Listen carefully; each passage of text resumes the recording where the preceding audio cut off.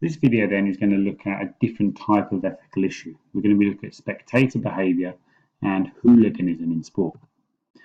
So spectator behaviour is when spectators become involved in the experience of being at the match and they create the atmosphere at a match. Spectators also cheer on a team or individual who they're supporting by whistling or booing opposition or cheering and chanting with team songs. Cheering usually helps a team to perform, and most research shows that the team who's playing at home will have a slight advantage and win more games, and that's called the home field advantage. But there are negative aspects to spectating as well. Sometimes the intimidating atmosphere can hinder the home and the away performance, and the expectation of a positive result sometimes increases the pressure to perform. So you see that sometimes when one of the big teams, Chelsea, Liverpool, Manchester Cities, when their team's not winning, sometimes the fans start to turn on the home team and start booing or start jeering or whistling when their team aren't performing. And that can put increased pressure on a team to actually go out and perform. Spectators often become over-involved in wanting to win that match. And this can result in crowd trouble, and in particular, it can result in hooliganism. And this is sometimes sensationalized by the media. So the media will put pictures up and they'll put it on the news, when usually it's only a very small segment of fans who are involved in it. Because the majority of football fans, as you fully well know, will not actually be hooligans. Matches are often attended in safety. Okay, if you look at the amount of police outside stadiums, you've got stewards inside, all of that costs money. And the potential for crowd trouble is controlled at most games, and it causes a lot of concern for clubs and authorities like the police. So you go to any Premier League game now, there'll be a lot of police outside, there'll be extra police maybe inside the stadium, you have a number of stewards around the edge of the pitch to stop any crowd trouble as well. But there is possible crowd trouble in games, and it has a negative effect for those watching, especially young spectators who go into games maybe for the first time and see that sort of behaviour. And what can happen is those young fans can become dissuaded from participating and may not go to any more games or may not play that sport anymore if they see that sort of behaviour.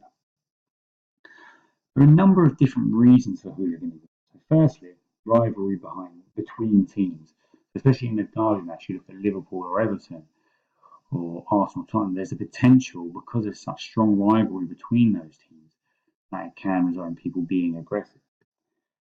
The media sometimes hype up games so much that they want to do it to increase sales, but at the same time they're increasing that excitement, they're increasing that rivalry, that tension between fans as well. Alcohol is also involved, so it lessens people's inhibitions, and what that means is people are more open to suggestions and maybe getting involved in hooligan activity. And because of that, alcohol is banned at many football grounds, and even those grounds that do allow alcohol, you can't take glass in with you. It's usually in plastic bottles, because otherwise people might throw the glass and it becomes dangerous. You've got gang culture. So football hooligans are sometimes referred to as showing tribal behaviour. They're protecting their local area from away fans who are coming in to sort of invade their territory. And that can lead to organised violence against other gangs, where they might meet up before a game in order to fight. You've also got frustration with the team's performance or with referee decisions. And if the team aren't playing well or referee decisions are going against you, fans become frustrated and they can take that out by being physically aggressive. And also, it could be seen as a display of masculinity. So when you get a big, large group of men together, sometimes they need to show they're masculine, and fighting is one of the ways they do that. There are a lot of things done to combat hooliganism. So there's a prevention of known hooligans from travelling. Okay, so if you look at England games, if you've been banned from an England game before, you will not be able to travel to away games. If you're a convicted football hooligan, you will not be allowed to travel to games, or you're not allowed to travel to certain grounds. If you run onto a pitch or are evicted for fighting, you won't be allowed to go to that ground again.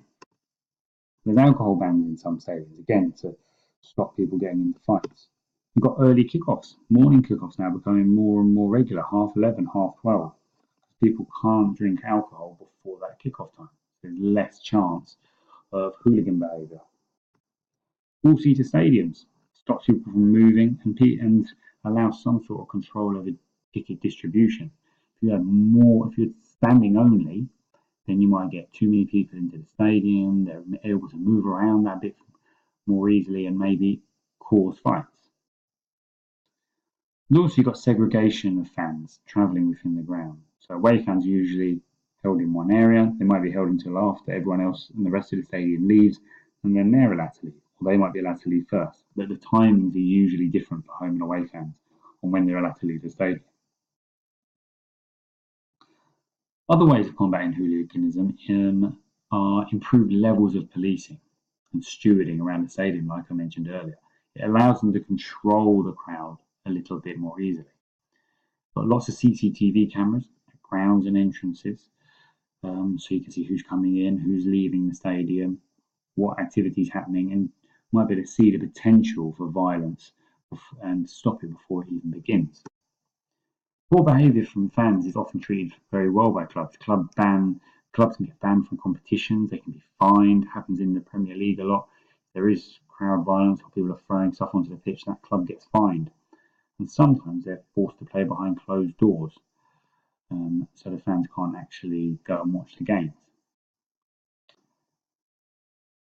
Sport also uses high-profile role models to appeal for better behaviour. So we're going to look at that in class. Try and think of a few times athletes show really good behaviour, and sports use that to try and encourage others to demonstrate the same behaviour as well. You've also got loads of campaigns such as kick racism out of football. This lessens the influence of any racist movements within football supporters and will reduce the amount of violent behaviour that occurs at games. So as you can see, there's a lot of things going on to combat hooliganism. And what we're going to do in the lesson is look at how successful are these? Are they good? Are they bad? How are the sport, the government doing at combating hooliganism?